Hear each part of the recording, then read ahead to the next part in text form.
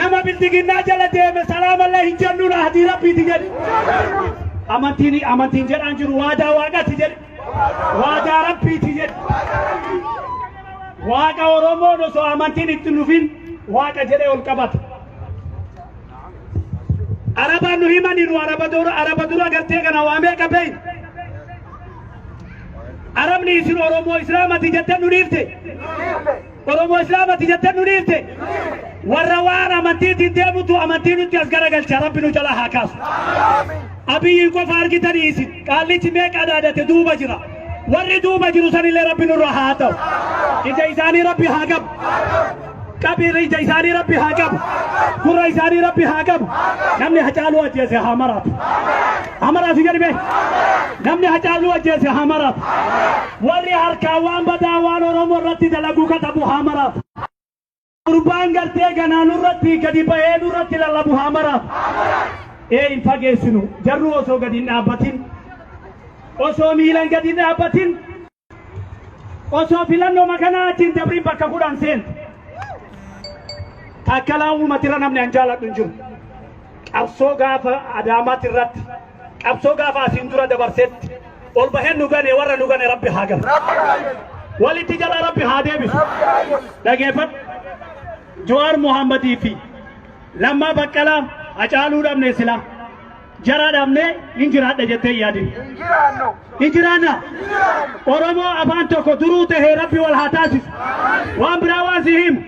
bakka feete jiraadhu qooda feete keessa jiraadhu dhaaba shanaa qabnu shananuu warra galgaaru rabbi nu haa taasisu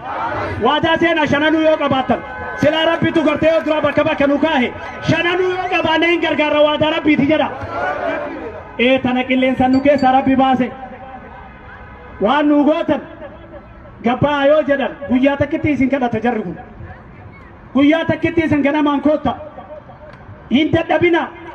firaasharraa gadi ba'ee gurbaan miila qullaa baadiyyaa keessa deeme ati odoo biyya galtee ji'a lama eeguu hin dandeetta mee ol qabe harka marti kee abdanne yaa rabbi si qabanne yaa rabbi jara tana kaallamta asumarraa nurraa fuudhi daaraa bubbee fuute rabbi haa godhu Oromiyaa rabbi haa bilisu Jawaar Mohammadii fi warra Jawaar Mohammad duuban jiru gurbaa wayita Hacaaluu fuudhanii deeman rasaasa itti dhayan kunoo nutti dhayaa jiran hin jenne anaaf si odoo taate lafa dhugaa bosoma dubbiitu ila kunoo nutti dhayaa jiran jedhe yoomuma maayikii lafa kaayee tara jedheera hin tarre lan ijoollee haqa dubbattuutu tabarre ijoollee haqa dubbattuu nurraa hidhanii warra nu hidhe kana rabbi hidhatte haa galchu warra nu hidhe kana rabbitti hidhatte haa galchu hin qajeelchi jedhanii nurraa haa qajeelchu qajeeluma duniyaa eegatti dariiftaa nurraa rabbi haa qajeelchu obboleeyyan nama Oromoo hamatu rabbi nurraa haa balleessu nama Oromootti dalagu rabbi nurraa haa balleessu tokko rabbi nu isin godhe tokko nu haa taasisu warra yaamamu gammadu rabbi nu haa taasisu gablaa yoo qabaatte gadi bahin manaa ciisi sira irratti ol deebii rabbi odoo jirtu si jeese yoo gablaa ka qabaattu taate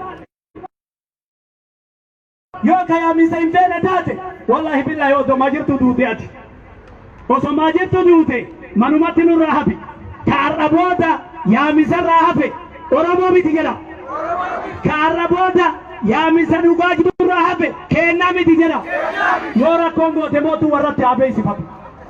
yoo inni uffadhe waan isin keessaa quyxu yoo rakkadhe hoo jedhaa jirtan yoo rakkoo qabaate haa warratti himatu masgabni isaan bira haa galu ilmi Oromoo miliyoona 50 miti miliyoona 5 bilisummaa nu baasaa warra milkaahu rabbi nu haa taasisu waan kenna rabbi haa dubbatu waan kenna